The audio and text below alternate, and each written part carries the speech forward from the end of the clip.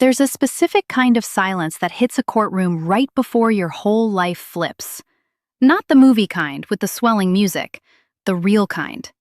The kind where you can hear the AC kick on, somebody's shoes squeak on the linoleum, and your own heartbeat going like a second, smaller person trapped inside your skull.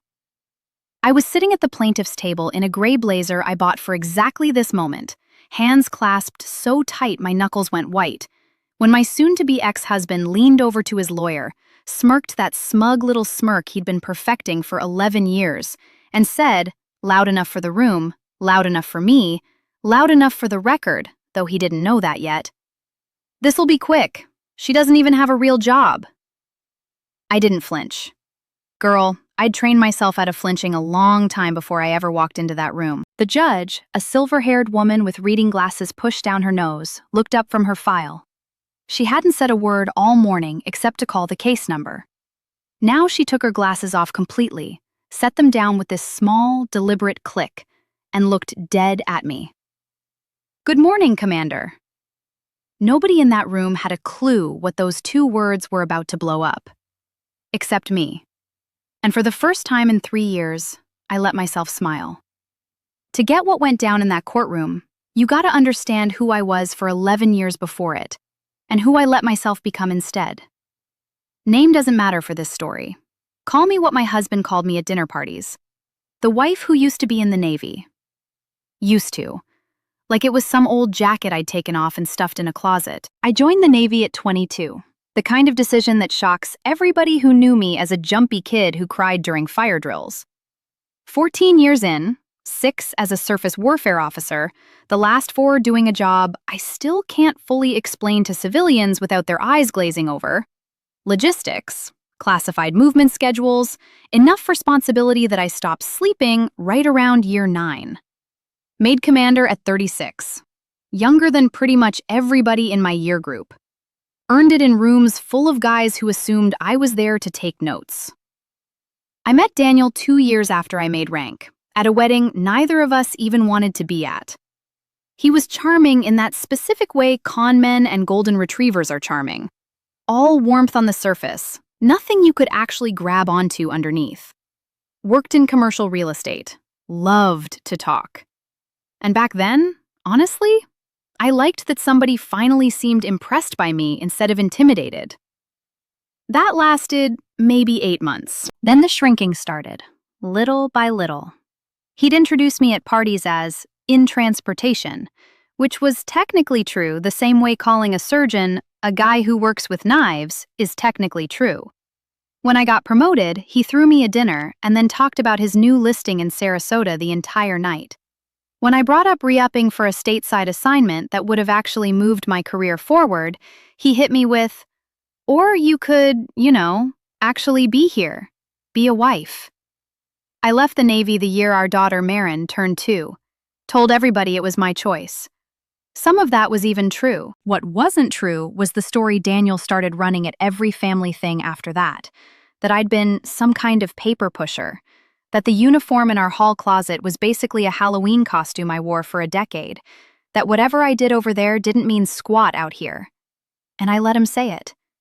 Every single time I just let it slide, because calling him out felt like starting a fight I didn't have the gas for, and because some tired little part of me had started buying into the idea that keeping the peace was worth getting erased. The one person who never let me get away with believing that was Dana. Dana was my XO on my last deployment, executive officer, my right hand, the person who had my back through 2 years I still don't bring up at parties. She turned into my closest friend, then my daughter's godmother, then the only person left who called me by my rank as a joke that wasn't really a joke. "You know he's turning you into wallpaper, right?" she told me once, wine in hand, in my kitchen, Marin already asleep upstairs. "I watched you brief 4-star admirals without blinking, and now you're apologizing for existing at your own dinner table." "It's not that simple," I said. "It's exactly that simple," she said. "You're just choosing not to look at it." I didn't look at it. Not for 2 more years. The papers showed up on a Tuesday. Turns out Daniel had been cheating for 14 months with a woman from his office, and when I finally caught the pattern in the hotel charges, I'd been too worn out to notice. I didn't scream. Didn't throw a single thing. Just sat down at the kitchen table and did what 14 years of training taught me. Gathered the intel, assessed the situation, made the call. I filed first. What I didn't see coming was the counterattack. Daniel's lawyer, a sharp-dressed guy named Preston with a haircut that cost more than my first car, built their whole custody play around one argument: that I was unstable, underemployed, basically incapable of giving Marin a consistent, structured environment. And their whole case? Built almost entirely off Daniel's version of my life. The one where my career was a side hustle, where I'd never really worked, where 14 years of building an actual identity was just an extended vacation from real responsibility. I sat in my lawyer's office and read the filing twice. My hands were shaking by round 2, not from sadness, from something a lot colder. He'd been using my own silence against me. Every time I didn't correct him at a dinner party, every time I let paper pusher slide because it was easier than the fight, he banked every single one of those moments. He'd been building a case against me for years, without either of us even clocking it. And I basically handed him the ammo myself, one small surrender at a time. They're gonna argue you're an absent, disorganized parent because you don't have traditional employment history, my lawyer said, tapping the file. You got documentation of your service record? Anything that shows what you actually did over there? I thought about the boxes sitting in my garage. 14 years of my life, packed away because unpacking it always started a fight. Yeah, I said. I've got documentation. The ground had already shifted under me. I just hadn't decided yet if I was going to let it swallow me whole, or finally plant my feet on it. The mediation session 3 weeks later was where I really understood what I was up against. Daniel sat across the table, all loose and relaxed in a way that made my jaw ache. I just want what's best for Marin, he said, and the mediator nodded like that was some normal, reasonable thing to say, instead of a guy cosplaying fatherhood for an audience. What's best for Marin, I said, is not growing up thinking her mom's whole career didn't matter because it was inconvenient for you to explain at parties. Here we go, Daniel said, to nobody, to the ceiling. The military thing. You were an admin officer, babe. You scheduled boats. The mediator glanced over at me, waiting to see if I'd correct him. I didn't. Old habits die hard. That night, I called Dana and dumped the whole thing on her. And for the first time in years, I actually broke down. The ugly cry kind. The kind you do when you've been holding something structurally important together with your bare hands for way too long. He's gonna use that courtroom to finish what he started at your dinner table, Dana said. You know that, right? He's not gonna hint at it. He's gonna say it flat out, on the record, because he actually believes it and thinks nobody can prove different. Let him, I said. And in that moment, I meant it as giving up. No, Dana said, and her voice went flat and dead serious, the way it used to right before she'd give an order that saved somebody's life. Let him. And then let the record wreck him. There's a difference. One's you playing weak, the other's you setting a trap. There was a moment of false hope 2 weeks before trial when Daniel's lawyer floated a settlement. Full custody for me, no fight, in exchange for signing away half a retirement account I'd built entirely on my own before we even met. I almost took the deal.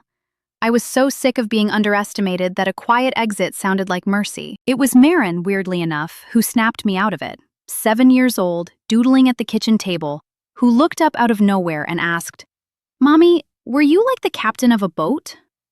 "Not a boat," I said, "but close." "Daddy says you weren't really anything," she said. Not mean, just reporting the facts the way kids do. I didn't sign a thing that week. The curveball that changed everything hit by total accident, the way the biggest plot twists in real life usually do. My lawyer, digging through the county's judicial assignment records prepping for trial, mentioned offhand that our case landed with Judge Louise Farrow. I knew that name.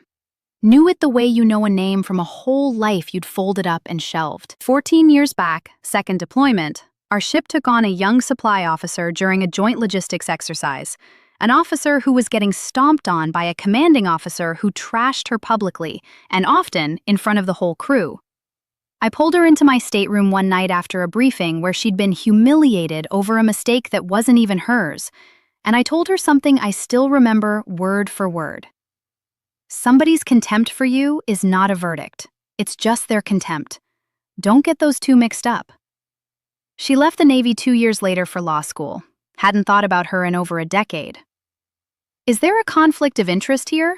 My lawyer asked, watching my face close. I don't even know if she'll remember me, I said, which was true and also totally beside the point, because it didn't matter whether Judge Farrell remembered me specifically. What mattered was that somewhere in that courthouse sat a woman who knew firsthand exactly what it looks like when somebody tries to erase another person's competence through sheer repetition. The choice in front of me was real. Request recusal, play it safe, avoid even the whiff of impropriety, and roll the dice with a judge who knew nothing about who I used to be. Or say nothing, let it ride, and trust that a judge who once needed somebody to tell her contempt isn't a verdict would clock the same pattern the second she saw it from the bench. I chose to say nothing. Not strategy. Something closer to faith. The full scope of Daniel's game became crystal clear the week before trial, when his lawyer's proposed exhibit list showed up. My old civilian resume gaps, a character statement from Daniel's mom calling me flighty, and the detail that recontextualized everything I'd swallowed for 11 years. A photo from our wedding day, where I stood next to Daniel in his tux, cropped so my dress uniform, worn for exactly 1 hour before I changed, was cut clean out of frame. He hadn't just been shrinking me at parties. He'd been literally editing me out of the pictures. Night before trial, I ended up on my bathroom floor at 2 a.m. Nothing dramatic, just practical, because it was the one room in the house that didn't remind me of him, staring at 14 years of paperwork spread across the tile.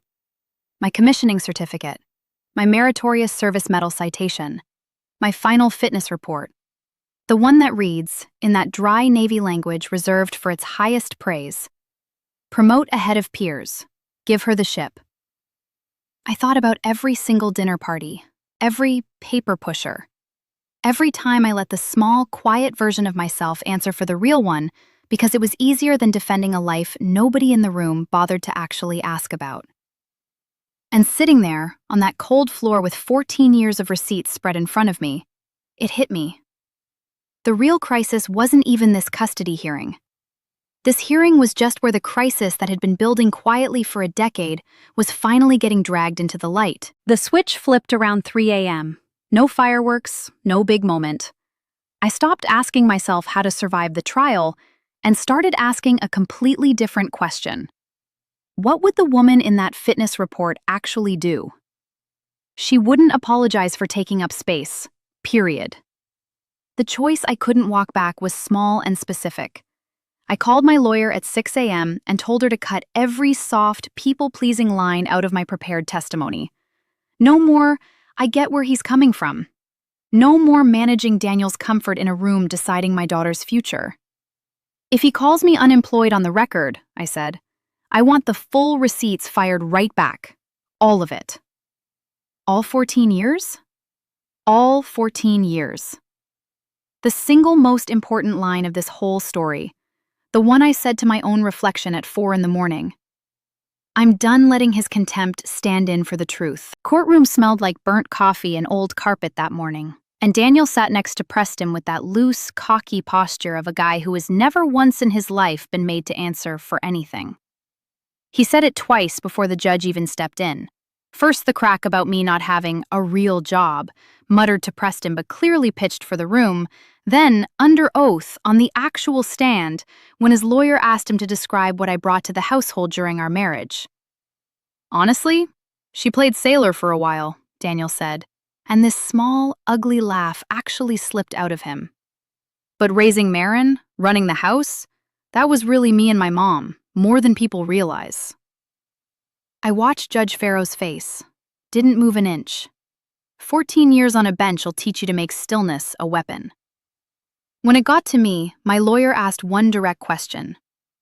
Can you describe your professional background for the court? I did. 14 years active duty, 2 deployments, a command position running safety and logistics for over 200 sailors, a meritorious service medal, and a final performance evaluation recommending me for my own command.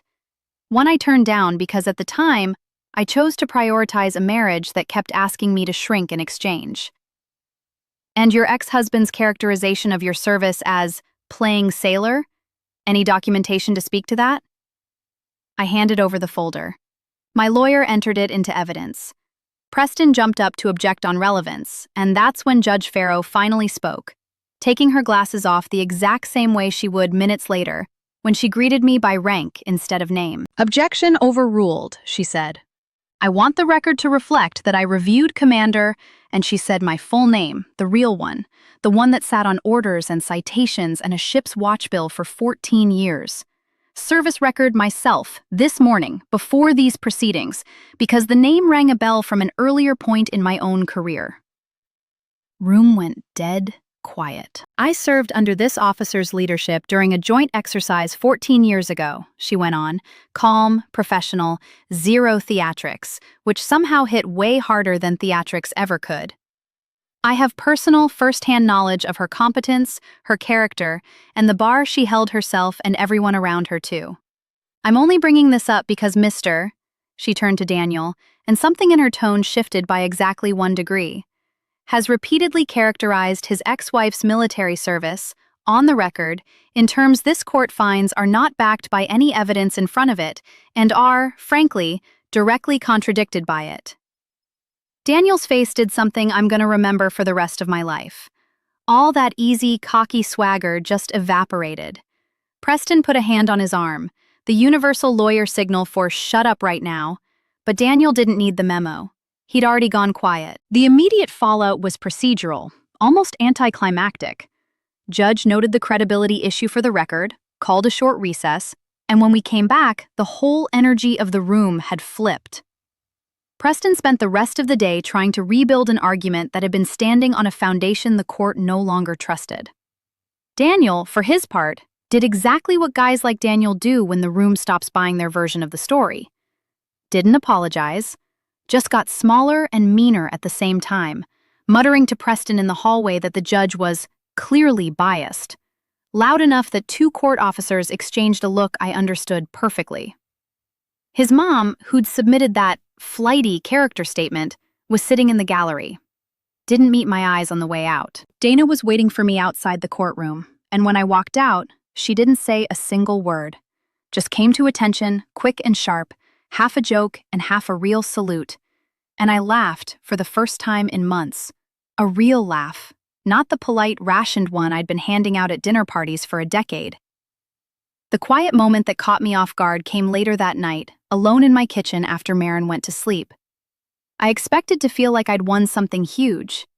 Instead, I felt something quieter, stranger, closer to grief.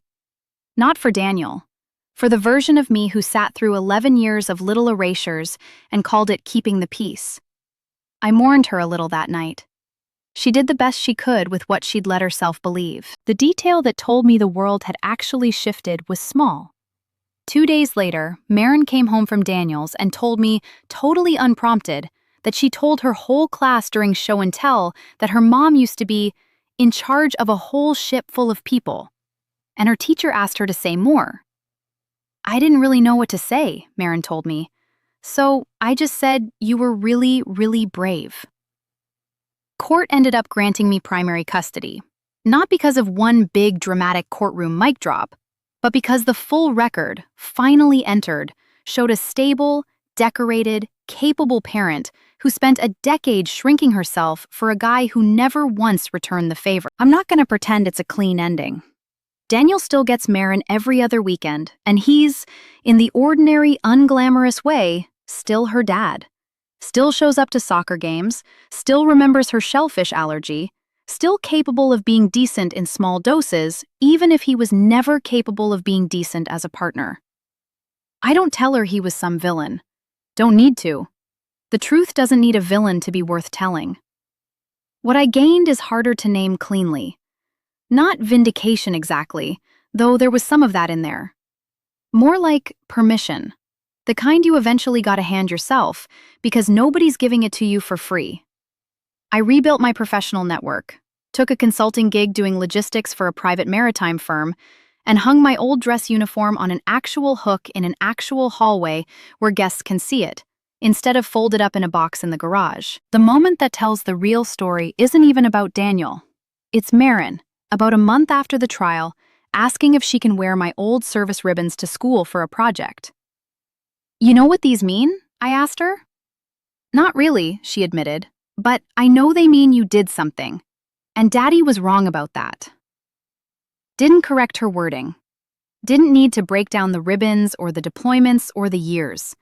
She'd already landed on the only part of the truth that actually mattered to a 7-year-old, which, honestly, was the only part that mattered to me too.